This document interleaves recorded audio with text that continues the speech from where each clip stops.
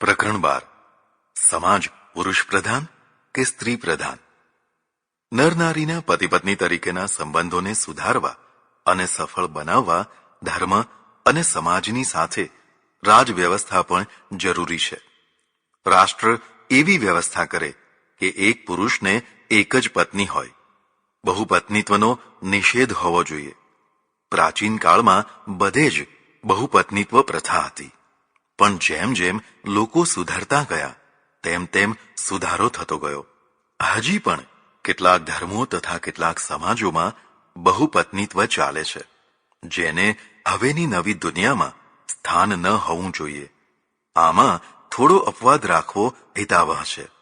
જ્યાં યુદ્ધોના કારણે ઘણી સ્ત્રીઓ વિધવા થઈ હોય, અથવા પુરુષોની સંખ્યા ઘણી ઓછી થઈ ગઈ હોય, અથવા જ્યાં પ્રજાની સંખ્યા ઘટી ગઈ હોય અને તેને વધારવાની જરૂર હોય, ત્યાં એક પત્નીત્વના નિયમમાં છૂટ મૂકી શકાય. મારે હમણાં રશિયા જવાનું થયેલું. ત્યાં નર નારીનો અનુપાત 1:3 જાણવા મળ્યો. ત્યાં એક પુરુષે 3 સ્ત્રીઓ છે. ઘણા યુદ્ધો અને આંતરયુદ્ધમાં ઘણા પુરુષો મરી ગયા હોવાથી તથા સ્ત્રીઓમાં લગ્ન કર્યા વિના જ સ્વતંત્ર રહેવાની વૃત્તિ વધવાથી આવું થયું છે. તેના કારણે 2 મોટી વિકૃતિઓ આવી છે. એક તો વેશ્યાવૃત્તિ ઘણી વધી ગઈ છે, જેમાં સ્ત્રીઓને જ વધુ સહન કરવું પડે છે. બીજું, પ્રજાની સંખ્યા ઘણી ઘટી ગઈ છે. એટલે જ્યાં આવી સ્થિતિ હોય ત્યાં અને માત્ર સ્ત્રીના કારણે જ સંતાન ન થતા હોય ત્યાં થોડી છૂટછાટ મૂકવી જોઈએ, જેથી પ્રશ્નો ઉકેલાય. પણ બધા જ પુરુષોને ગમે તેમ છૂટ આપી શકાય નહીં. બહુપત્નીવાળા પુરુષને પૂછવું જોઈએ કે આવી અનેક પત્નીઓ રાખવા પાછળ શું કારણ છે. જો માત્ર કામોપભોગ માટે જ બહુપત્નીત્વ રખાતું હોય તો તેને નિંદનીય ગણવું જોઈએ. તેને સ્વીકારી શકાય નહીં. સરકારે આવી પ્રથાને કડક કાયદા દ્વારા રોકવી જોઈએ. જો સરકાર બાળ લગ્નોને કાયદાથી રોકી શકે તો બહુપત્નીત્વને કેમ ન રોકી શકે? અંતે તો આ બહુપત્નીત્વ પ્રથાથી કદાચ એક પુરુષને અનેક સ્ત્રીઓ પ્રાપ્ત થાય છે, પણ તે બધી સ્ત્રીઓ અંતે તો કોઈની દીકરી કે બહેન હોય છે. પોતાની દીકરીઓ કે બહેનો જીવનભર કોઈની શોક સપત્ની થઈને રહે કે કોઈને શોક બનાવીને રહે, તે ક્યાં બાપને કે ભાઈને સ્વીકાર્ય થઈ શકે? ધર્મનિરપેક્ષ રાજ્યમાં આવા અનર્થકારી કુરિવાજોને ચલાવી લેવાય નહીં. આ સ્ત્રીઓ પ્રત્યેનો અન્યાય છે. આવા રિવાજથી સ્ત્રીઓ વધુ સુખી થાય છે તેવું તો કોઈ મહામૂર્ખ પણ કહી શકે નહીં. હા, તેથી સ્ત્રીઓના હકમાં ભાગલા પડે છે, તેથી તે દુઃખી થાય છે તેવું તો કહી શકાય. નર નારીના પતિ પત્ની તરીકેના સંબંધોમાં એક મહત્વનો વિષય ચર્ચવો જરૂરી છે. નર નારીનો સમાજ કેવો હોવો જોઈએ? શું તે પુરુષ પ્રધાન હોવો જોઈએ કે પછી સ્ત્રી પ્રધાન હોવો જોઈએ કે પછી ઉભય પ્રધાન હોવો જોઈએ? પ્રાચીન કાળમાં આ પ્રશ્ન લગભગ હતો જ નહીં, કારણ સમાજ પુરુષ પ્રધાન જ હતો. એટલે તો બધા નિયમો પુરુષના હિતને કેન્દ્રમાં રાખીને કરવામાં આવ્યા હતા. પુરુષ પ્રધાનતાને ધર્મનું કવચ મળ્યું, અર્થાત લગભગ બધા ધર્મોએ પુરુષ પ્રધાનતાને કડક સમર્થન આપ્યું. તેથી સ્ત્રી લાજ કાઢતી થઈ, ઓઝલમાં રહેતી થઈ, બુરખો પહેરતી થઈ, ઘર બહાર પગ મૂકતી અટકાવાય, ઘર બહારની પ્રવૃત્તિઓથી પણ વંચિત રહી. કેટલાક સમાજોમાં તો ચંપલ કે છત્રી ઓઢવાની પણ મનાઈ થઈ. સતી પ્રથા, દેવદાસી પ્રથા કે એવી બીજી અનેક પ્રથાઓ સ્ત્રીઓની ઈચ્છાથી થઈ નથી. આવી બધી અનેક પ્રથાઓ પુરુષોની પ્રધાનતાના કારણે જ થઈ શકી છે. જેમ જેમ પ્રજા જાગતી ગઈ તેમ તેમ આવી અનર્થકારી પ્રથાઓથી મુક્ત થતી ગઈ. નારી જાગરણ પુરુષોના જાગરણ પછી ઘણા વર્ષે શરૂ થયું અને તે પણ પુરુષોના પ્રયત્નોથી જ થયું એમ કહેવું વધારે યોગ્ય ગણાશે. હવે પુરુષ પ્રધાનતા ઘણી ઓછી થઈ ગઈ છે. હવે સ્ત્રીઓનું ઘણું ચાલે છે. સત્ય તો એ છે કે સમાજ પુરુષ પ્રધાન હતો ત્યારે પણ અને આજે પણ ઘરમાં તો સ્ત્રીઓનું જ ચાલતું હતું અને ચાલે છે.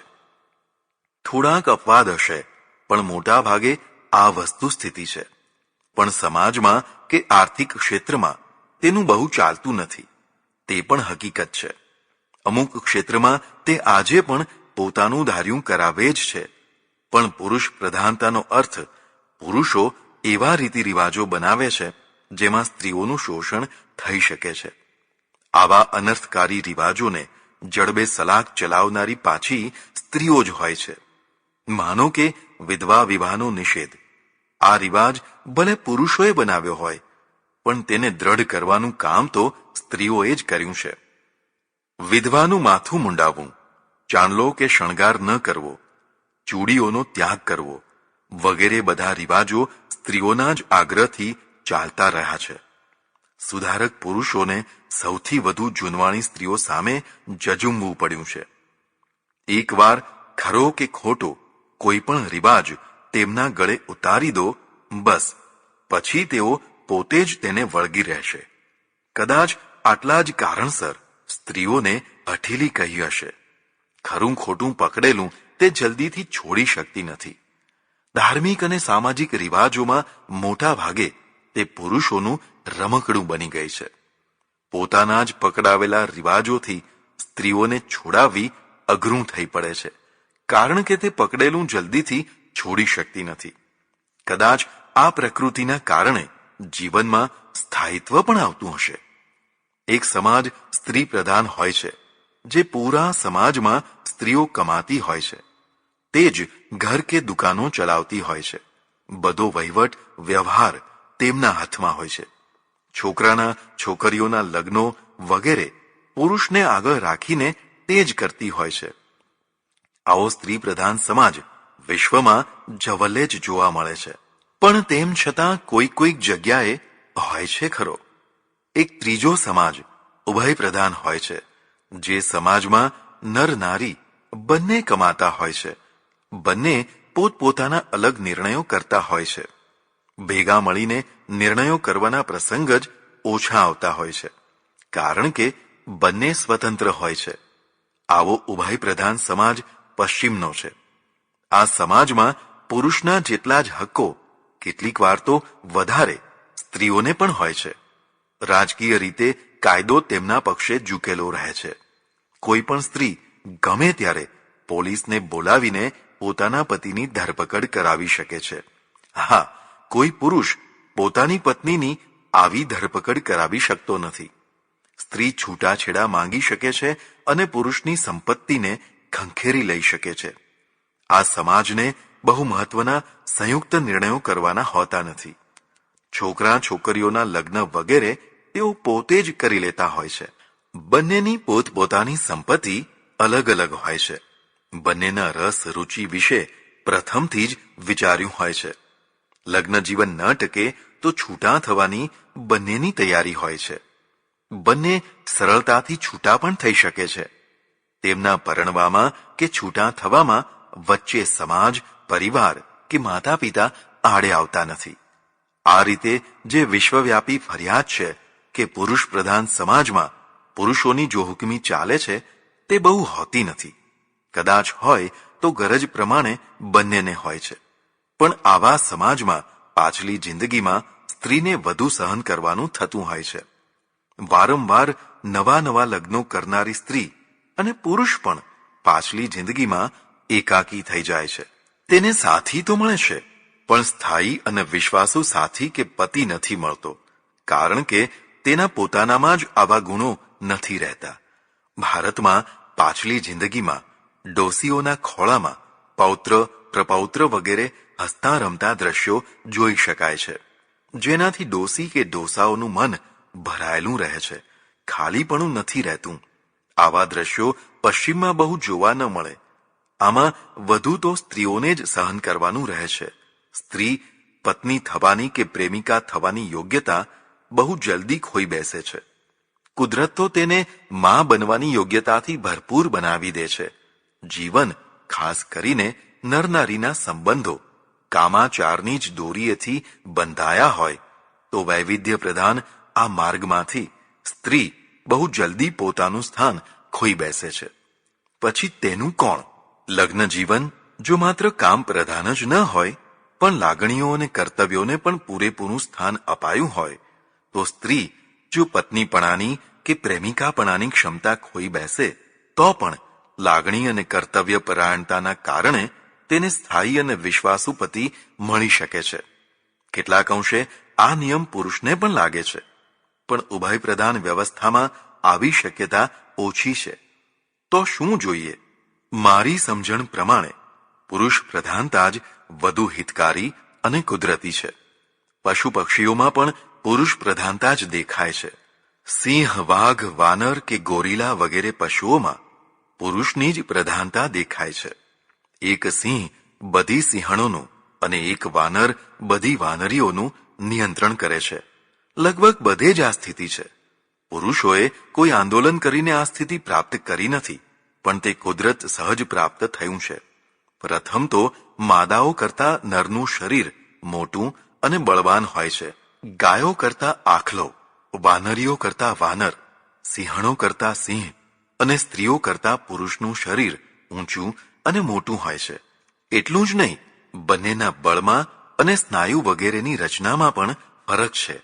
આવી જ રીતે બુદ્ધિમાં પણ ભારે અંતર છે. બૌદ્ધિક જગતમાં પુરુષો ઘણા આગળ છે. વૈજ્ઞાનિકોમાં સ્ત્રીઓ કરતા પુરુષોનું પ્રમાણ ઘણું વધારે છે.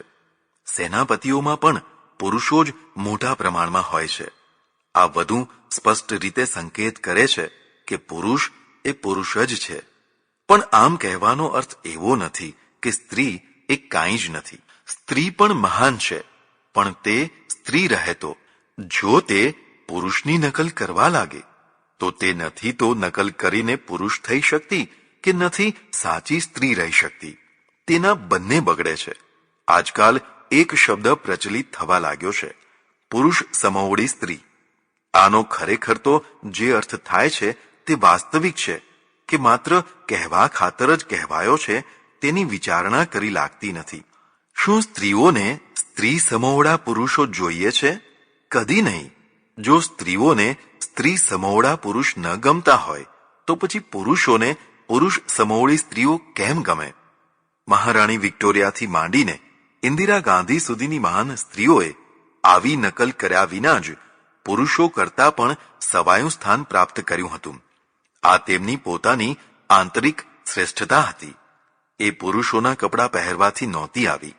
ત્યારે શું તે પુરુષોના જેવા કામ કરીને સમોવડી થવા માંગે છે? પુરુષોના જેવા કામ કરવા માટે પુરુષોની નકલ કરવાની શી જરૂર છે? આ એક પ્રકારની લઘુતા ગ્રંથિ છે. ખરેખર ઘણી સ્ત્રીઓ પુરુષો કરતા પણ જીવનના ઘણા ક્ષેત્રોમાં સવાયું કામ કરનારી થઈ છે, પણ તે અપવાદરૂપ થઈ છે. અને તેમાં પણ ચીવટથી જોશો તો ખ્યાલ આવશે કે તેમને પડદા પાછળ મદદ કરનાર કોઈને કોઈ પુરુષો રહ્યા હોય છે. તેમ છતાં મોટા ભાગે તો સામાન્ય સ્ત્રીઓ આવી અસાધારણ હોતી નથી. તે કુદરતી સ્ત્રીઓ જ હોય છે. નારી જાગરણ જરૂરી છે. સ્ત્રીઓને જીવનના તમામે તમામ હકો મળવા જોઈએ જે પુરુષોને મળ્યા છે, પણ તેનું નારીપણું નષ્ટ કરીને નહીં. તેનું નારીપણું રક્ષિત રહેવું જોઈએ. તે આદર્શ અને ભવ્ય નારી બને. પત્ની તરીકે, માતા તરીકે, બધી રીતે એ જ નારી ઉત્થાન કહી શકાય. જો તેનું પત્નીપણું કે માતાપણું નષ્ટ થઈ જતું હોય તો તેને જાગરણ ન કહેવાય. પ્રકરણ 13. માતા તથા સંતાનનો સંબંધ. કુદરતે નારીનું સર્જન માતા થવા માટે કર્યું છે. માતા થતાં પહેલા તેને શાસ્ત્રીય અથવા અશાસ્ત્રીય રીતે પત્ની થવું જરૂરી છે. એટલે તેનામાં પત્ની અને માતા એમ બંનેના તત્વો સમાવેલા છે. પત્ની થવા માટે તેનામાં સમર્પણ ભાવ ભર્યો છે. જે સમર્પણ નથી કરી શકતી તે માતા પણ નથી થઈ શકતી. કદાચ થાય તો તે જબરદસ્તીથી વિના મને થયેલી હોય છે. માતા થવા માટે જ સ્ત્રીમાં ઋતુકાળની વ્યવસ્થા કુદરતે કરી છે. જેમ કોઈ મોટરકારના એન્જિનમાં ટાઈમિંગ પટ્ટા હોય છે, અર્થાત આ અહીં આવે એટલે પેલું અહીં આવવું જ જોઈએ. જો એ ટાઈમિંગમાં જરા જેટલો પણ ફરક પડે તો વ્યવસ્થા તૂટી જાય, એન્જિન બંધ પડી જાય અથવા તૂટી પણ જાય. તેમજ અમુક ઉંમરે પહોંચતા જ સ્ત્રીમાં રજો દર્શન થવા લાગે. રજો દર્શન થાય એટલું જ નહીં, તેની સાથે જ પ્રબળ કામેચ્છાના આવેગો પણ શરૂ થાય. આ આવેગો જ તેને પત્ની થવાની અને પછી માતા થવાની ફરજ પાડે છે. આવું જ પુરુષને પણ ટાઈમિંગ પ્રમાણે આવેગો આવે છે. પ્રચંડ આવેગો તેને પત્નીની જરૂરિયાત જણાવે છે અને પિતા બનાવે છે. જો આ આવેગો જ ન હોત તો પતિ પત્ની થવાના કારણ જ ન હોત. એટલું જ નહીં, નર નારી વચ્ચેની લાગણીઓ, પ્રેમ પણ ન હોત તો દુનિયા કેવી હોત તેની કલ્પના પણ કરી શકાય નહીં. જે લોકો આવા આવેગોનું દમન કરવાનો ઉપદેશ આપે છે તે માર્ગ ભૂલેલા છે. તે યુવાનોને ગુમરાહ કરે છે. ખરેખર તો આવેગો મર્દાનગીની નિશાની છે. તે હોવા જ જોઈએ. હા, તેને બેફામ ન બનાવાય તે જરૂરી છે, પણ તેને એક સંયમ માર્ગ દ્વારા નિયંત્રિત કરાય તો તે કલ્યાણકારી થઈ શકે છે. અનિયંત્રિત પવનની આંધી મહાવિનાશ વેરી શકે છે, પણ એ જ પવનને નિયંત્રિત કર્યો હોય તો પવનચક્કી દ્વારા વીજળી ઉત્પન્ન કરી શકાય છે. પવન જ ન હોય તો પવનચક્કી પણ ન હોય, તો ઉર્જા પણ ન હોય. આવી જ રીતે કુદરતી આવેગોને નિયંત્રિત કરવા માટે પતિ પત્નીનો સંબંધ કલ્યાણકારી છે. આવા સંબંધ વિનાનો એકાકી પુરુષ કે એકાકી સ્ત્રી ભારે દબાણમાં જીવન જીવે છે. જો તમે છીંકને જબરદસ્તીથી રોકો તો બીમાર પડો. જો તમે કુદરતી હાજત એટલે કે મળમૂત્રના ત્યાગને રોકો તો પણ બીમાર પડો. આવી જ રીતે જો તમે સતત કામના આવેગોને રોકો તો એક તો દબાણમાં રહો અને જે વસ્તુ રોકી રોકાય નહીં તેને રોકવાના ફાંફા મારીને અંતે હારી જાઓ અને માંદલા જેવું જીવન જીવતા થઈ જાઓ. લોકોમાં એક મહાભ્રમ ફેલાવાયો છે કે અવરોધાયેલું શુક્ર ઉર્ધ્વગામી થઈ આખા શરીરમાં પ્રસરી જાય છે. શું મળમૂત્રને અવરોધવાથી તેનું ઉર્ધ્વીકરણ થાય છે? ના. અને માનો કે મળમૂત્રનું ઉર્ધ્વીકરણ થઈને આખા શરીરમાં શોષાઈ જાય તો શું થાય? શરીર દુર્ગંધમય થઈ જાય. તેનું વિસર્જન એ જ કલ્યાણકારી કુદરતી વ્યવસ્થા છે. આવી જ રીતે કુદરતે શુક્ર માટે કુદરતી વ્યવસ્થા કરી છે. તેને યથા યોગ્ય રીતે સ્વીકારવામાં આવે તો પ્રશ્નો ઉકેલાય છે. તેને હઠપૂર્વક સતત અવરોધવામાં આવે તો શારીરિક, માનસિક, બૌદ્ધિક વગેરે અનેક પ્રશ્નો ઊભા થાય છે. એટલે કુદરતે એક ટાઈમિંગ વ્યવસ્થા બંનેના શરીરમાં મૂકી છે. ધર્મ અને સમાજે તેને નિયંત્રિત કરવા પતિ પત્નીના સંબંધ માટે લગ્ન સંસ્થા બાંધી છે.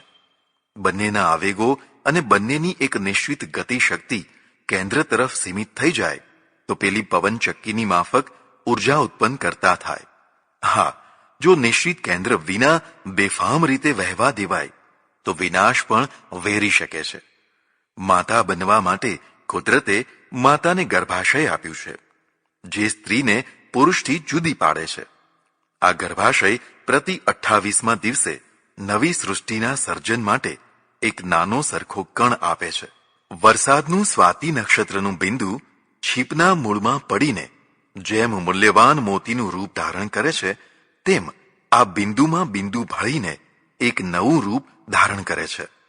આ ગુપ્ત કુદરતી પ્રક્રિયા, સંતાનોત્પત્તિની પ્રક્રિયા જાણતા પણ થાય અને અજાણતા પણ થાય. જે સ્ત્રી પહેલા પતિમય રહેતી હતી તેનું વિચાર કેન્દ્ર હવે ગર્ભના આવનારા બાળક તરફ વળી ગયું છે. હવે તે પેલા બાળક તરફ તન્મય થઈ ગઈ છે. આ કુદરતી વ્યવસ્થા તેની માત્ર શારીરિક જ નહીં, માનસિક ભૂમિકા પણ ઘડી રહી છે. તેની લાગણીઓનો પ્રવાહ પતિ તરફ અને બાળક તરફ એમ બે ભાગમાં વહેંચાઈ રહ્યો છે. એમ કહો કે બાળક તરફ વધુ વહી રહ્યો છે તો તે યુક્ત જ હશે. ઘણા અરમાનો અને મનોરથો પછી તેણે પતિનું વરણ કર્યું હતું. હવે એથી પણ વધુ અરમાનોથી તે બાળકની પ્રતીક્ષા કરી રહી છે. એમ કહો કે તેનું માતૃત્વ ખીલી રહ્યું છે. જો બાળકો મશીનથી થતા હોત તો કોઈ સ્ત્રીમાં માતૃત્વ ખીલી શક્યું ન હોત. આ 9 મહિનાનો સમય ક્રમે ક્રમે તેને માતા બનવાની માનસિક ભૂમિકા પૂરી પાડી રહ્યો છે અને અંતે પ્રસૂતિની વેદના સહન કરીને પણ ખિલખિલાટ હસાવનારું પણ રોતું બાળક જન્મે છે. માં આનંદ વિભોર છે. જીવનની સર્વોચ્ચ બીજી સિદ્ધિ તેના પડખામાં છે. માતા ધન્ય ધન્ય થઈ ગઈ છે. પોતાની ખુદની નજરે, પતિની અને પરિવારની નજરે તે ઊંચું સ્થાન પ્રાપ્ત કરી ચૂકી છે. સારો પતિ હોવો એ પહેલી પ્રતિષ્ઠા છે અને સમયસર માતા થવું એ બીજી પ્રતિષ્ઠા છે. આ બેમાંથી જેને એક પણ નથી મળ્યું એ પોતાના મનથી અને પરિવારની નજરથી કંઈક અધૂરાપણું અનુભવે છે. કુદરતની ટાઈમિંગ વ્યવસ્થા જુઓ કે ગર્ભાશયમાં બાળકની વૃદ્ધિની સાથે સાથે માના સ્તનમાં દૂધ બનવાની પ્રક્રિયા પણ શરૂ થઈ ગઈ છે અને બાળકને જન્મતાની સાથે જ તેનો ખોરાક દૂધ તૈયાર થઈ ગયું છે. આ દૂધમાં નથી તો બેક્ટેરિયા કે નથી બીજી કોઈ વિકૃતિ. વિશ્વનું સર્વોચ્ચ દૂધ તો માનું દૂધ જ છે. હવે પ્રશ્ન એ થાય છે કે જેમ પતિ પત્નીનો સંબંધ હોય છે તે માતા અને સંતાનનો પણ સંબંધ હોય છે, પિતા અને સંતાનનો પણ સંબંધ હોય છે. આ સંબંધ વિશે થોડો વિચાર કરીએ. માતા અને પુત્રના સંબંધમાં સૌથી મહત્વનો ભાગ કુદરત ભજવે છે. માતૃત્વ પોતે જ એક તપસ્યા છે. પિતાને કોઈ ખાસ તપસ્યા નથી કરવી પડતી, પણ માની તો ગર્ભાધાનથી જ તપસ્યા શરૂ થઈ જાય છે. આવનારા બાળક માટે તેણે પોતાના કેટલાય સુખોનો ત્યાગ કરવો પડે છે જે તે હસતા હસતા રાજી ખુશીથી કરે છે. ખાવા પીવા, ઊંઘવા જાગવાથી માંડીને તેની બધી જ પ્રક્રિયા સ્વકેન્દ્રિત નહીં પણ ગર્ભ કેન્દ્રિત બની જાય છે. પરમેશ્વરે જ તેને લાગણીઓથી એટલી બધી ભરી દીધી છે કે તે કપરામાં કપરી તપસ્યા પણ કરવા તૈયાર રહે છે. દેરીએ દેરીએ દીવા કરીને તે બાળક માટે પ્રાર્થના કરે છે. બાળક વિના તે રહી નથી શકતી. પહેલા તે પતિ વિના રહી શકતી ન હતી. પ્રેમ સતત સાનિધ્યની ઝંખના કરે છે. જળ વિના જેમ કમળ મુરઝાઈ જાય તેમ પ્રેમી વિના પ્રેમ પણ મુરઝાઈ જાય. હવે તેના ખોળામાં લાલો રમે છે. કોઈ માનો ખોળો ઝૂંટવી લેવો એ મહાપાપ છે. આમ તો પ્રેમાળ પત્નીનો પતિ ઝૂંટવી લેવો તે પણ મહાપાપ જ કહેવાય. માતા અને બાળકના સંબંધમાં શરૂઆતથી જ પક્ષપાત શરૂ થઈ જાય છે. જો દીકરો જન્મે તો બધા ખુશ ખુશ, પણ જો દીકરી જન્મે તો બધાના ચહેરા ઉતરી જાય. દુઃખ તો એ વાતનું છે કે આવો ભેદભાવ કરનાર સ્ત્રીઓ જ હોય છે. અહીંથી જ પુરુષ પ્રધાનતા સ્ત્રીઓના દ્વારા સ્થાપિત કરવામાં આવે છે, જે આગળ જતા વધુ ને વધુ પ્રબળ થતી જાય છે. ખાવા પીવામાં ભેદ, ભણવામાં ભેદ, પૈસા વાપરવામાં ભેદ, લગભગ બધી જ બાબતોમાં છોકરા છોકરીઓમાં ભેદ કરવામાં આવે છે. એક સમજ એવી પણ છે કે છોકરી તો પારકું માણસ છે. આપણે શું? ખરેખર તો માતા પિતાએ આવો ભેદ ન રાખવો જોઈએ. સંસારને બંનેની સરખી જરૂર છે. એકલા છોકરાઓથી સંસાર ન ચાલે, તેમજ એકલી છોકરીઓથી પણ સંસાર ન ચાલે. બંનેના સાથ સહયોગથી સંસાર ચાલે. એટલે ખાસ કરીને માતાએ તો છોકરી સાથે ભેદભાવ કરવાનો ન જ હોય, પણ તેમ છતાં છોકરા કરતા છોકરીનું રક્ષણ સવિશેષ કરવું જોઈએ. રખડતો છોકરો સારો નહીં, પણ રખડતી છોકરી તો બિલકુલ સારી નહીં. બગડેલો છોકરો કદાચ ફરીથી પોતાનું જીવન પ્રાપ્ત કરી શકે છે, પણ બગડેલી છોકરી ફરી પાછું જીવન પ્રાપ્ત કરી શકતી નથી. એટલે દીકરી ઉપર માતા પિતાએ, ખાસ કરીને માતાએ પૂરતી તકેદારી રાખવી જરૂરી છે. આ તકેદારી એટલે તેને ધોળધપાટ કરવી એવું નહીં. કડક અને કઠોર વ્યવહારથી તે વધુ દૂર ભાગે છે અને ખોટા હાથોમાં પડી જાય છે. પછી તેને પાછી વાળી શકાતી નથી. તેને સાચવવાનો એક જ સક્ષમ રસ્તો છે કે તેને ભરપૂર પ્રેમ આપવો. હા, ભય સાથેનો પ્રેમ. ભય વિનાનો પ્રેમ તેને માથે ચઢાવી મૂકે છે, જે તેના માટે પણ અનર્થકારી થઈ શકે છે. તેની સાથે નિખાલસતાથી ચર્ચા, વાતો કરવી. તેના ભવિષ્યનું આશ્વાસન મળવું જોઈએ. જેમ કુશળ વ્યાપારી રોજે રોજનો ચોપડો તપાસે, તેમ કુશળ મા બાપ પોતાના દીકરા દીકરીઓની રોજે રોજની પ્રવૃત્તિઓ તપાસતા રહે. ખાસ કરીને જ્યારે તેઓ યૌવનના ઉંમરે પગ મૂકે ત્યારે તો ઝીણી નજર રાખવી જ જોઈએ. ઘણા સમય સુધી તેના તરફ ધ્યાન જ ન અપાય અને પછી ઓચિંતાની એકદમ બધી તપાસ શરૂ થઈ જાય તો તેથી સંબંધ બગડે છે અને પરસ્પરની દૂરી વધી જાય છે. બને ત્યાં સુધી જમવાનું તો એક જ સાથે રાખવું અને હળવી વાતો કરતા કરતા જમવું, જેથી બાળકોનું અંદરનું સ્વરૂપ પ્રગટ થઈ શકે. એટલું યાદ રહે કે જે બાળકો શિક્ષણ, નોકરી વગેરે કારણોસર ઘણા બહાર ફરે છે અને ઘણાના સંપર્કમાં આવે છે, તે બહારથી રોગાણુઓ પણ લઈ આવે છે. બહારની દુનિયામાં તેમને સુધારનારા થોડા અને બગાડનારા ઘણા હોય છે.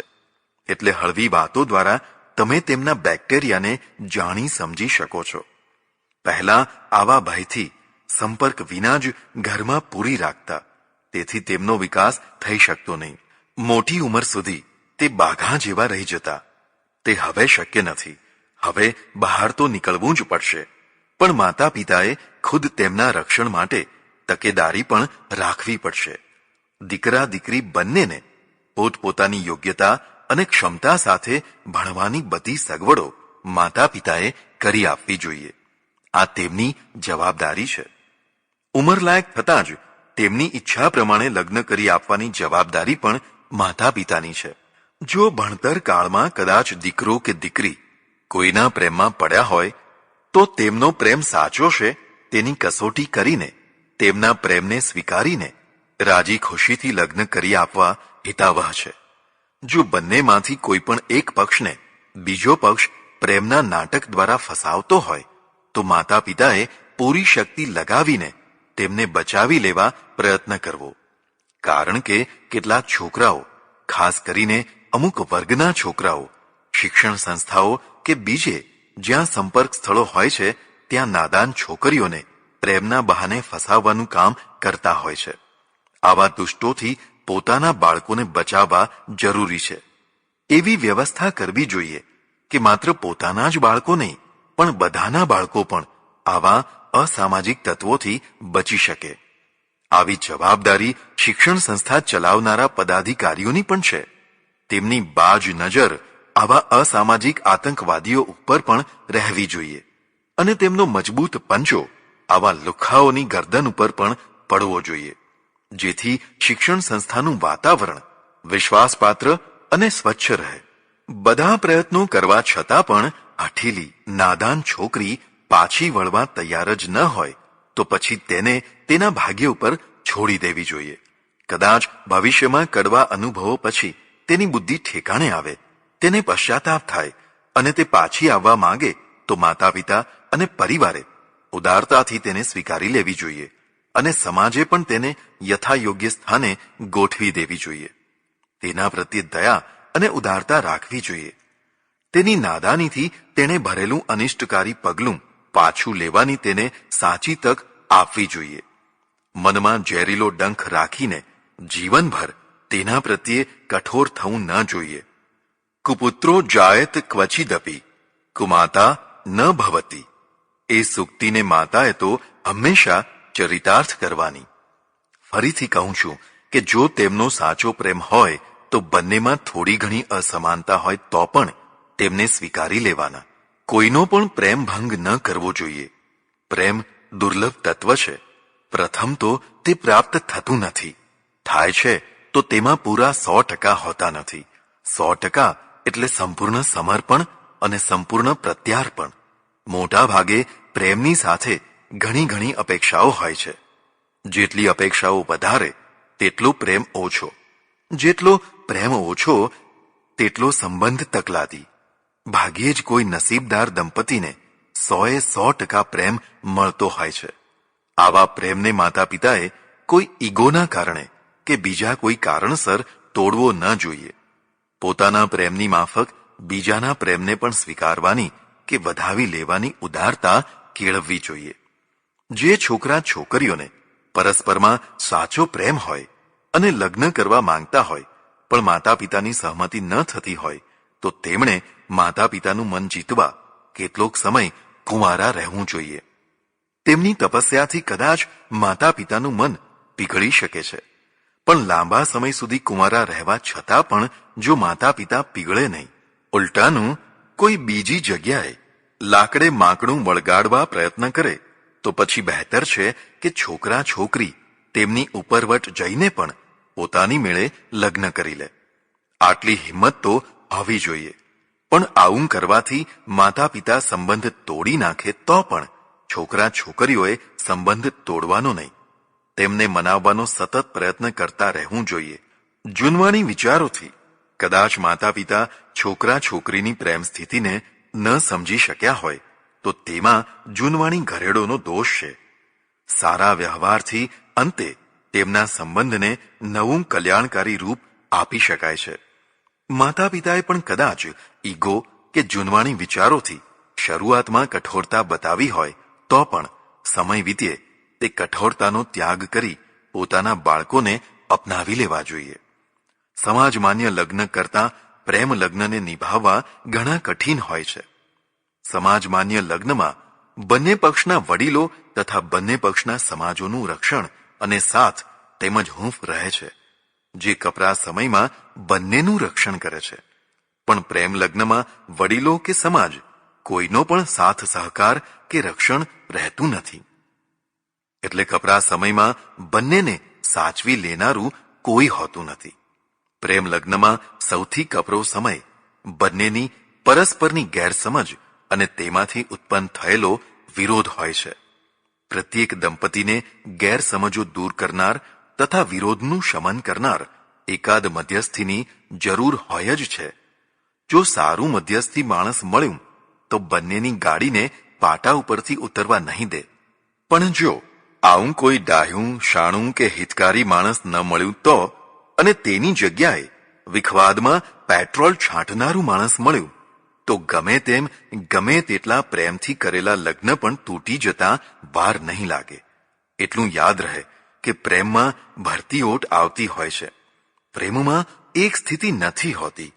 પ્રસંગવશ તેમાં ચઢાવ ઉતરાવ થયા કરે છે.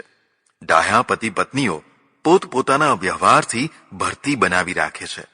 પણ પ્રેમ હોય પણ ડાહ્યા ન હોય તો પોતાના વ્યવહારથી ઓટ લાવતા વાર નથી કરતા. આમ જો સતત ઓટમાં જ જીવવાનું થાય અને કોઈ પણ ભોગે સાથે રહેવું શક્ય ન જ લાગે તો પછી ખેલદિલીથી બંને હસતા હસતા છૂટા થઈ જવાની તૈયારી પણ રાખવી. સંબંધો ક્યારે બગડે કે ક્યારે વળાંક લે તે કહી શકાય નહીં. સૌથી કપરી સાધના સંબંધોને નિભાવવાની છે. પ્રેમ સંબંધ ઢીલો થવા લાગે તો તેને ફરી પાછો પુષ્ટ કરવા પ્રયત્નો કરવા, પણ પ્રયત્નો કરવા છતાં પણ તે વધુ ને વધુ ઢીલો થતો જાય તો તે તૂટી જાય તે પહેલા રાજી ખુશીથી છૂટી જવું વધુ હિતકારી છે. ખાસ કરીને બંનેમાંથી કોઈ એક ત્રીજા પાત્ર સાથે સંબંધ બાંધી બેઠું હોય અને ત્યાંથી પાછું વળવા જ તૈયાર ન હોય તો બેવફાદારીનો બહુ મોટો ધક્કો ઢીલા પડેલા પ્રેમ તંતુને તોડી નાખે છે. આવા સમયે હિંમત અને ખેલદિલી બતાવવી જરૂરી છે. આઘાત સહન કરીને પણ છૂટા થવું અને પછી હિંમત, ધીરજ અને આશા સાથે ભવિષ્યમાં નવું જીવન મેળવવાની તૈયારી રાખવી એ હિતાવહ છે. સંપૂર્ણ સંબંધ બગડી ગયા પછી અને વ્યવહાર તૂટી ગયા પછી પણ હું છૂટો કે છૂટી થઉં નહીં કે તને છૂટા થવા દઉં નહીં, આવી વેર વૃત્તિ ન રાખવી. વર્ષો સુધી આવી વેર વૃત્તિવાળા નથી તો એકબીજાને મળતા કે નથી સાથે રહેતા, તેમ નથી તો છૂટા થતા. આ પરસ્પરની રીબામણી છે. એક પ્રકારની નીચતા પણ છે. બધા પ્રામાણિક પ્રયત્નો કર્યા પછી પણ જો સંબંધો સુધરતા જ ન હોય તો પછી બહેતર છે કે એકબીજાને નવા જીવનની તકો આપવા માટે હસતા હસતા છૂટા પડવું. પ્રકરણ 14. પિતા તથા સંતાનનો સંબંધ. માતાની માફક પિતાનો પણ બાળકો સાથે સંબંધ રહે જ છે. એકલી માતા બાળકનો સંપૂર્ણ ઉછેર નથી કરી શકતી. તેની અતિ લાગણીઓ ઘણીવાર બાળકના ઉછેરને અવરોધે છે. તે તેને રડતું કે દુઃખી જોઈ શકતી નથી, એટલે તરત જ બાળકની ઈચ્છાને આધીન થઈ જાય છે. ઘણીવાર તે બાળકની ખોટી ઈચ્છાઓ પણ પૂરી કરે છે. એથી બાળક બગડવા માંડે છે. તે પુરુષ જેટલી કઠોર થઈ શકતી નથી. તેની વધુ પડતી કોમળતા તેની કમજોરી બની જાય છે. આ જ પુરુષ કરતાં તેને ભિન્ન બનાવે છે. બાળકના ઘડતરમાં જ્યાં માતાની કોમળતા જરૂરી છે ત્યાં પિતાની કઠોરતા પણ જરૂરી છે. માતાનો વહાલભર્યો ખોળો પૂજાય છે તો પિતાનું બુદ્ધિભર્યું મગજ પૂજાય છે. માતા બાળકને સંસ્કાર શીખવાડે છે, જ્યારે પિતા ધંધો કે નોકરી શીખવાડે છે. પિતા વિનાનું બાળક વિધવા માતા પાસેથી પૂરો ઉછેર પ્રાપ્ત કરી શકતું નથી. એટલે પિતા પુત્રના સંબંધ વિશે થોડો વિચાર કરવો જરૂરી લાગે છે. બાળક પ્રાપ્તિનો આનંદ પિતાને પણ ભય જ છે, પણ માતા જેટલો નહીં. માતા તો હરખ ઘેલી થઈ જાય છે, જ્યારે પિતાને હર્ષ તો થાય છે પણ ઘેલછા નથી આવતી. તે હર્ષને પચાવી શકે છે, એટલે શોકને પણ પચાવી શકે છે, જ્યારે માતા બેમાંથી એકેને પચાવી શકતી નથી. લાલયેત પંચવર્ષાણી. આ નીતિવાક્ય પ્રમાણે પિતા બાળકને 5 વર્ષની ઉંમર સુધી ખૂબ લાડ લડાવે. 10 વર્ષાણી તાડયેત, અર્થાત 10 વર્ષથી 16 વર્ષ સુધીના 10 વર્ષો સુધી કઠોરતા બતાવે અને પછી તેને મિત્ર સમાન માને. પ્રાપ્તે તુમ ષોડશે વર્ષે પુત્રમ મિત્ર વદાચરેત. માતા તેને લાગણીઓથી ઘડે છે તો પિતા લાગણી સહિત થોડી કઠોરતાથી ઘડે છે. બાળકોને પિતાનો ભય લાગવો જ જોઈએ. આવો ભય કલ્યાણકારી થઈ શકે છે. જો બાળકને કોઈનો પણ ભય ન હોય તો કદાચ તે અનિષ્ટોનો ભોગ થઈ શકે છે. સૌથી પહેલા તો બાળકને માતા પિતા તરફથી પૂરેપૂરો સમય મળવો જોઈએ. જો તેમને સમય નહીં મળે તો તે બીજા સારા ખોટા ગમે તેવા માણસો સાથે રખડતા થઈ જશે અને ઘણી કુટેવોનો ભોગ બની જશે. અત્યંત વ્યસ્ત રહેનારા માતા પિતા બાળકોને પૂરો સમય નથી આપી શકતા, જેથી ઘણીવાર તેઓ બાળકોને ખોઈ બેસે છે. પિતાએ બાળકનું અનિષ્ટોથી રક્ષણ કરવું એ તેનું કર્તવ્ય છે. એટલું જ નહીં, તેને જીવનની સાચી દિશા બતાવવી અને ચલાવવો એ પણ કર્તવ્ય છે. આ માટે જરૂરી છે પોતે સાચી દિશા નક્કી કરી શક્યા હોય. બાળકને નાસ્તિક ન બનાવો. જો તે નાસ્તિક થશે તો જીવનના ઘણા મૂલ્યોનો ત્યાગ કરી બેસશે. પણ અત્યંત ભગતડું પણ ન બનાવવું. માતા પિતા દેવદર્શન કે સત્સંગ વગેરેમાં જાય તો બાળકને પણ સાથે લઈ જાય. તેનામાં ધાર્મિક સંસ્કાર રેડાય તે સારી વાત છે, પણ સાધુ બ્રહ્મચારીઓની સાથે ગાઢ સંબંધ ન થવા દેવો. કદાચ બાળકને ખોઈ નાખવો પડે. પિતાએ પોતે પણ કોઈ સંપ્રદાયના વાડામાં ન પૂરાવું, તેમ બાળકને પણ વાડામાં પૂરાતું રોકવું. ધાર્મિક થવું પણ સાંપ્રદાયિક ન થવું. બાળક પાસે ઉપવાસ જેવા બહુ વ્રતો ન કરાવવા, ન પોતે કરવા, પણ આહારની મધ્યમ સ્થિતિ સમજવી અને સમજાવવી. બાળકને વ્યાયામ પ્રેમી બનાવો. પ્રતિદિન જરૂર વ્યાયામ કરવો, કરાવવો. તરવું, ઘોડેસવારી, દોડવું, બળબુદ્ધિવર્ધક રમતો રમવી, સાહસ કરાવવું અને શસ્ત્ર ચલાવતા તો અવશ્ય શીખવાડવું. પ્રવાસો કરાવવા અને જીવન જરૂરી એવી બધી કળાઓ શીખવાડવી, જેમાં સંગીત, નૃત્ય, સાહિત્ય, સારા અક્ષરો, ચિત્રો વગેરેમાં રસ લેતો કરવો. બાળકને નમ્ર અને વિવેકી, ઓછા બોલો, ઉદાર, સહિષ્ણુ, પરગજુ જરૂર બનાવો. આ બધું પોતાના આચરણથી જ શીખવાડી શકાય છે. જો માતા પિતામાં આવા બધા સદ્ગુણો હશે તો બાળક તેમાંથી અવશ્ય પ્રેરણા લેશે. તેની બુદ્ધિની ક્ષમતા અને રુચિ પ્રમાણેની વિદ્યા તેને ભણાવવી. તેની બૌદ્ધિક ક્ષમતા જ ન હોય કે તેની રુચિ પણ ના હોય તેવા અઘરા વિષયો ભણાવવાનો આગ્રહ ન રાખવો. બની શકે તો તેને સારી શિક્ષણ સંસ્થાઓમાં ભણાવવો. સારી સંસ્થાઓનો અર્થ થાય છે જ્યાં વ્યસન અને સ્વેચ્છાચારનો પ્રભાવ ન હોય, જ્યાંના સંચાલકો તથા આચાર્યો આદર્શવાદી, નિષ્ઠાવાન હોય. શિક્ષણની સાથે આદર્શ અને નિષ્ઠા પણ શીખવાની હોય છે. આ બંને પુસ્તકોમાંથી નથી શીખાતા, પણ સંચાલકો અને આચાર્યોના જીવનમાંથી શીખાય છે. બાળકને સાધુ બનાવી દેવાનો ભય હોય તેવી સંસ્થાથી દૂર રહેવું. જો બાળક તીવ્ર પ્રતિભાશાળી હોય તો વારંવાર તેને વખાણ ન સંભળાવવા. વખાણ પચાવવા મોટા માટે પણ કઠિન હોય છે. ખાસ કરીને સૌના સાંભળતા તો વારંવાર વખાણ ન કરવા, તેમ વારંવાર તેને ઉતારી પણ ન પાડવો. પ્રતિભાની સાથે સ્વમાનનું તત્વ સવિશેષ રહે છે. એટલે વારંવાર ઉતારી પાડનાર કે સૌની સામે તેને હળધૂત કરનાર પિતા બાળકને પહેલા દ્રોહી અને પછી ઘર ત્યાગી પણ બનાવી શકે છે. પોતાની શક્તિ હોય અને બાળકને રુચિ તથા સામર્થ્ય હોય તો તેને ખૂબ ભણાવવું. પણ જો પોતાની શક્તિ ન હોય પણ બાળકની રુચિ અને ક્ષમતા હોય તો દેવું કરીને પણ ભણાવવું.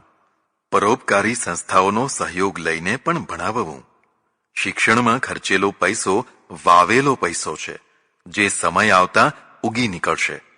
બાળક ચોરી ન શીખે તેનું ધ્યાન રાખવું.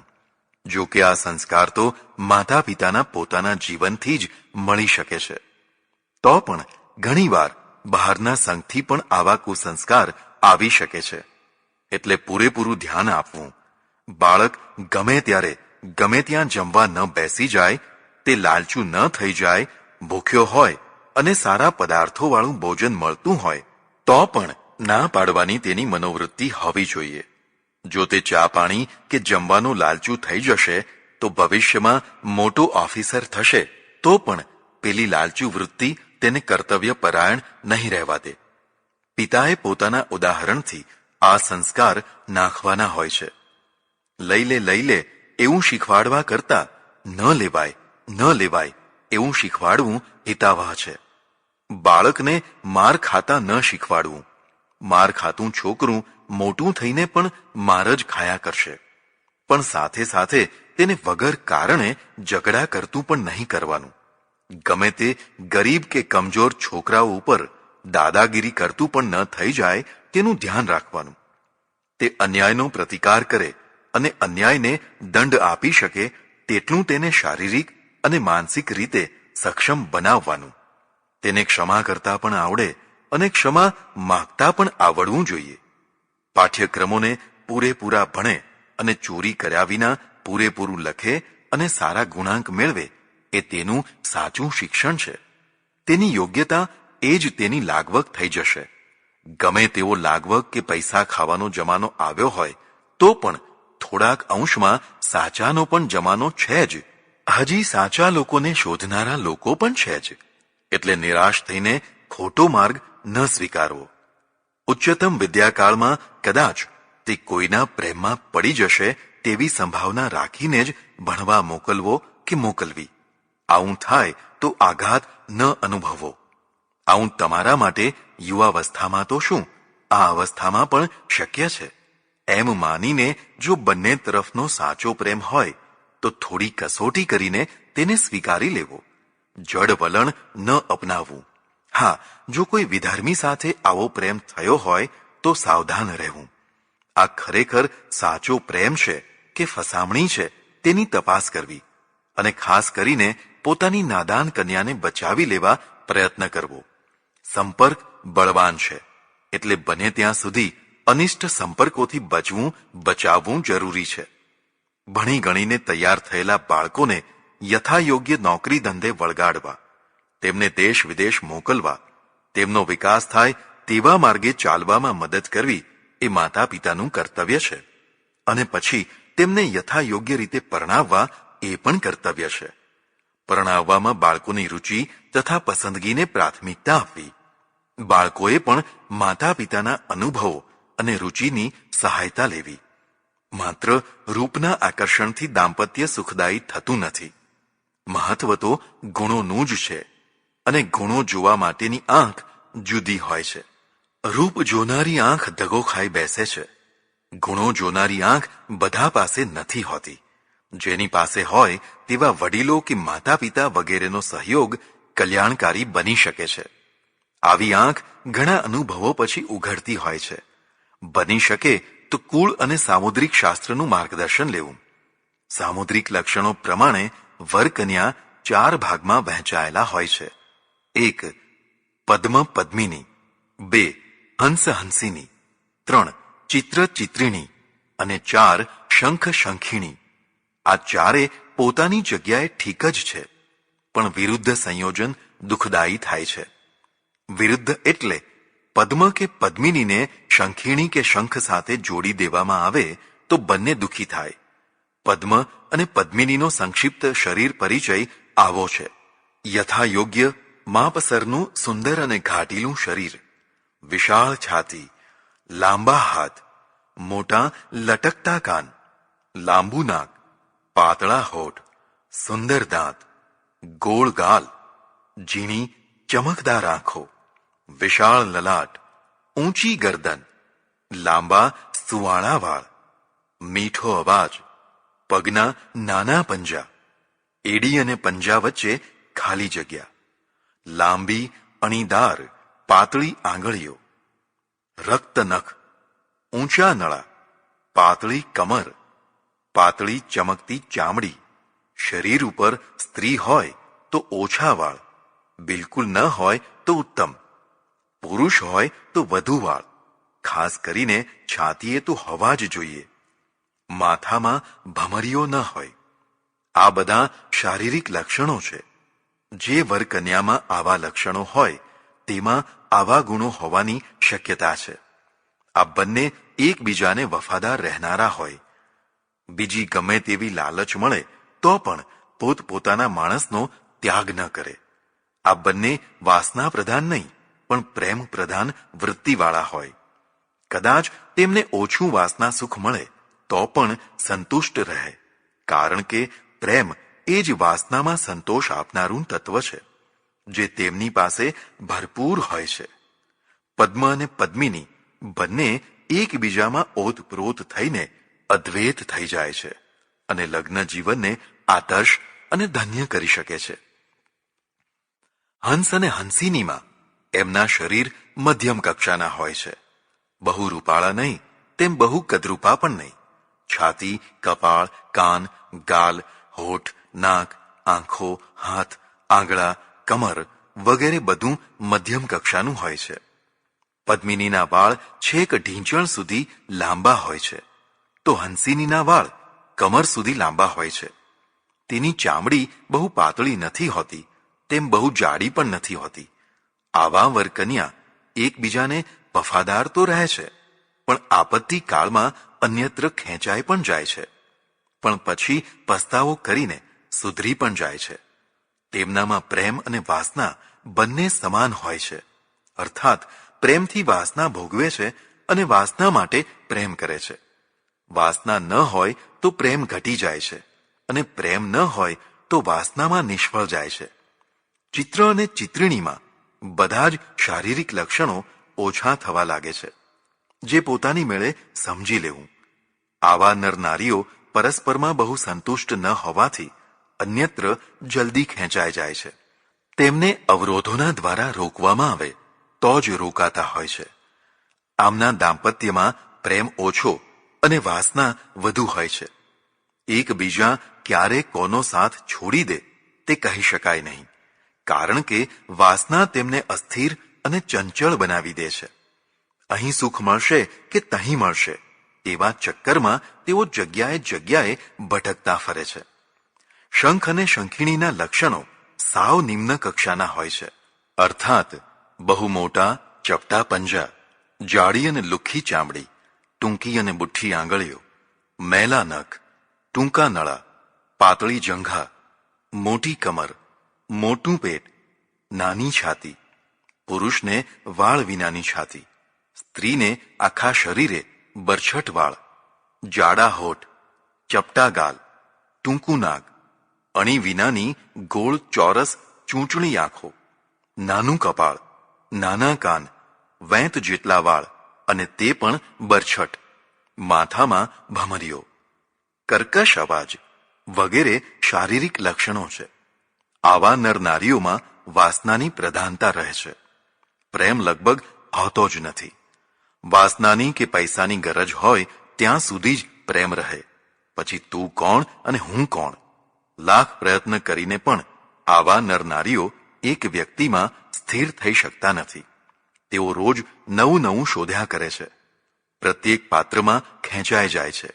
ગમે તેટલા અવરોધ કરો તો પણ તેઓ વાસના પૂર્તિ માટે ફાંફા મારીને પણ જગ્યા કરી લે છે. આમને કદી સંતોષ થતો નથી. શંખિણી સ્ત્રી અને શંખ પુરુષ રોજ નવો નવો શિકાર શોધતા ફરે છે. જો તેમનું ચાલે તો એક જ દિવસમાં કેટલાય શિકાર કરી નાખે. આવા માણસો કેટલાયના સુખી ઘરોમાં આગ લગાડતા હોય છે. આ તેમની પ્રકૃતિ છે.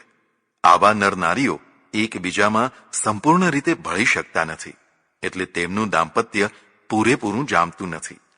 પરસ્પરની બેવફાઈ તેમના કોઠે પડેલી વસ્તુ છે. જો બંને શંખ અને શંખીણી હોય તો બહુ વાંધો ન આવે, પણ જો પદ્મના ગળે શંખીણી એ પદ્મિનીના ગળે શંખ બાંધી દેવામાં આવ્યો હોય તો દુઃખનો પાર ન રહે. આવું બધું જ્ઞાન ભાન નાદાન ઉંમરમાં ન રહે, એટલે અનુભવી માતા પિતાનો સાથ લેવો જરૂરી છે. પ્રકરણ 15. સંયુક્ત કુટુંબ જીવનના પ્રશ્નો.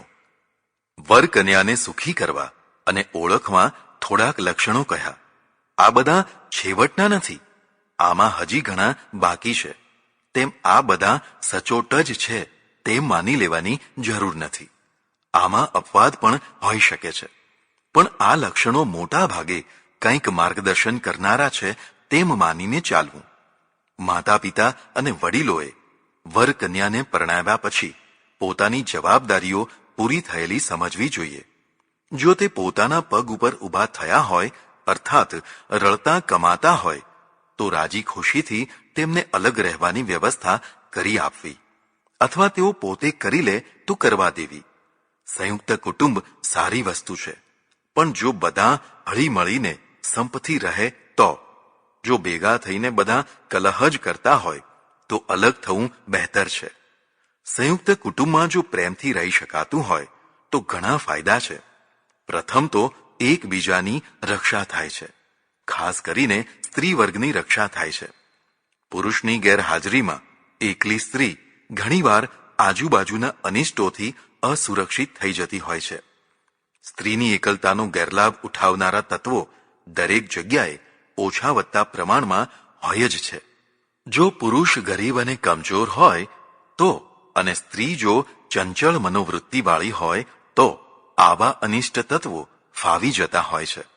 પણ જો સ્ત્રી કમજોર મનોવૃત્તિની ન હોય તો ગુંડા લોકો દાદાગીરી કરીને પતિ પત્ની બંનેને નુકસાન પહોંચાડી શકે છે. બધાને સારા પડોશી મળવા શક્ય નથી હોતા, એટલે બને ત્યાં સુધી ભેગા રહેવું હિતાવહ છે. માતા પિતાના અનુભવો, તેમની આવડતો અને સંસ્કારોનો લાભ સંયુક્ત કુટુંબમાં મળી શકે છે. નવી નવી આવેલી પત્નીમાં પૂરી આવડત, કુશળતા કે સંસ્કારો ન પણ હોય તેવી સ્થિતિમાં આ બધાની તેને જરૂર હોય છે. એટલે આ બધું મેળવવા માટે પણ સંયુક્ત કુટુંબમાં રહેવું હિતાવહ છે.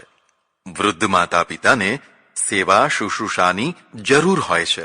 જેમણે આખી જિંદગી આપણી સેવા કરી હોય તેમને હવે વૃદ્ધાવસ્થામાં એકલા છોડવા સારા નહીં. તેમની સેવા શુશ્રૂષા કરવી એ કર્તવ્યની સાથે તપસ્યા પણ છે. તે કરવાની તક જતી કરવી ન જોઈએ. સાથે રહેવાથી ખર્ચ ઓછો આવે છે.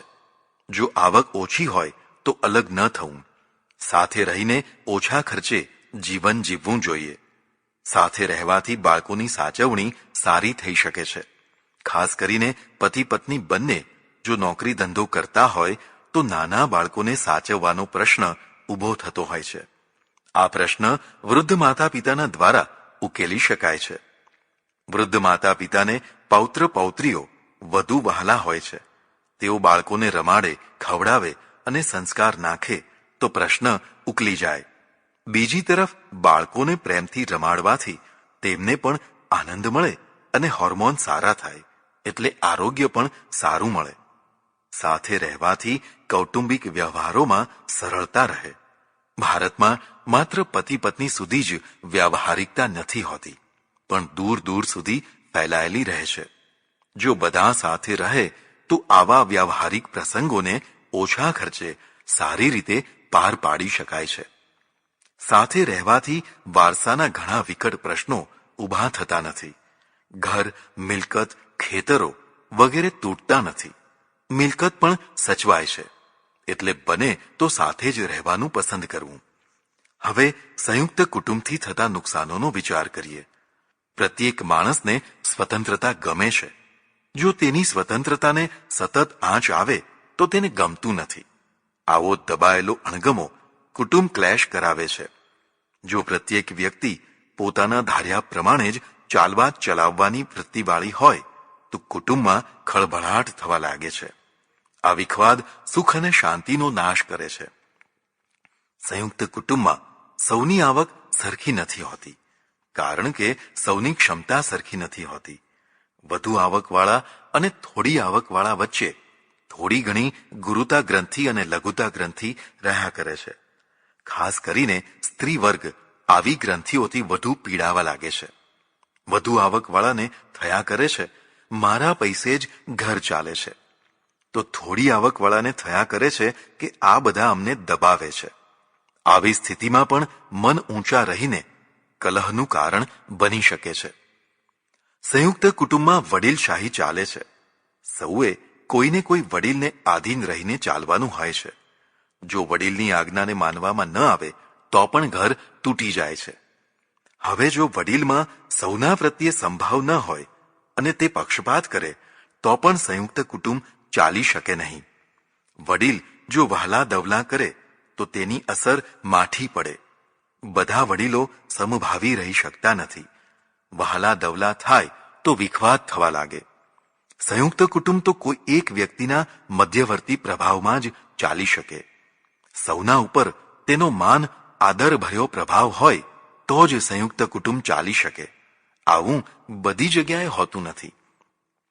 સંયુક્ત કુટુંબમાં પરિવારના સભ્યોની, ખાસ કરીને સ્ત્રી વર્ગની નિર્ણય શક્તિ જલ્દી પૂરેપૂરી ખીલતી નથી. નાનામાં નાનો અને મોટામાં મોટો નિર્ણય વડીલોએ કરવાનો હોવાથી નાના માણસોની નિર્ણય શક્તિ કુંઠિત રહે છે. શું રસોઈ કરવી, કેટલી કરવી, કેવી કરવી વગેરે બાબતોથી માંડીને દીકરા દીકરીઓને ક્યાં પરણાવવા, ક્યારે પરણાવવા વગેરે મોટા નિર્ણયો પણ વડીલો જ કરતા હોવાથી સભ્યોનો બૌદ્ધિક વિકાસ અટકી જાય છે. ઘણીવાર તો પ્રભાવશાળી વડીલોની જોહુકમી એટલી બધી હોય છે કે કોઈ ઉફ પણ બોલી શકતા નથી. તેમનો સૌને એક જ ઉત્તર હોય છે, તને શી ખબર પડે, તું શું જાણે, ચૂપ રહે. આવી સ્થિતિમાં કુટુંબ ગુંગળાવા લાગે છે. પરિણામે કુટુંબ વચ્ચે કલહ શરૂ થઈ જાય છે. કેટલીક વાર વગર કારણે પણ દેરાણી જેઠાણી, સાસુ વહુ, નણંદ ભોજાઈ, ભાઈ ભાઈ વગેરે અંદર અંદર નાની નાની બાબતોમાં ખટપટો કરવા લાગી જતા હોય છે. ઘરમાં ગ્રુપ બનીને રાજકારણ રમાવા લાગે છે. આથી અશાંતિ વધે છે. કેટલીક વાર ખાસ કરીને નાદાન સ્ત્રી વર્ગ પડોશીઓને ત્યાં જઈને ઘરની વિખવાદી સ્થિતિની ઘૂસપૂસ વાતો કરે છે અને પડોશીઓ બળતા લાકડામાં પેટ્રોલ છાંટવાનું કામ કરે છે. આમ થવાથી ભડકા વધી જાય છે. આવા બધા કારણોસર સંયુક્ત કુટુંબમાં અશાંતિ અને વિખવાદ વધે છે. કેટલીક વાર આ બધાના પરિણામે કોઈ બળી મરે છે તો કોઈને બાળી મૂકવામાં કે મારી નાખવામાં પણ આવે છે. એથી આખું કુટુંબ બરબાદ થઈ જાય છે. બંને પક્ષોનો વિચાર કરતા એવું લાગે છે કે બધા માણસો સારા હોય, વડીલ સારા હોય, પુત્રો સારા હોય, વહુઓ વગેરે બધા સારા હોય અને સૌ સંપીને સાથે રહી શકતા હોય તો જ સંયુક્ત કુટુંબનો આગ્રહ રાખવો, નહીતર નહીં. સૌ પોતપોતાની રીતે ભલે અલગ થાય અને સુખી થાય. હા, અલગ રહીને પણ પરસ્પરનો પ્રેમ રહે તો તેથી કુટુંબ સચવાયું કહેવાય. પ્રેમ ભાવ જ કુટુંબને જોડે છે. અલગ રહેવાથી પણ જો પ્રેમ રહેતો હોય તો તેમ કરવું હિતાવહ છે.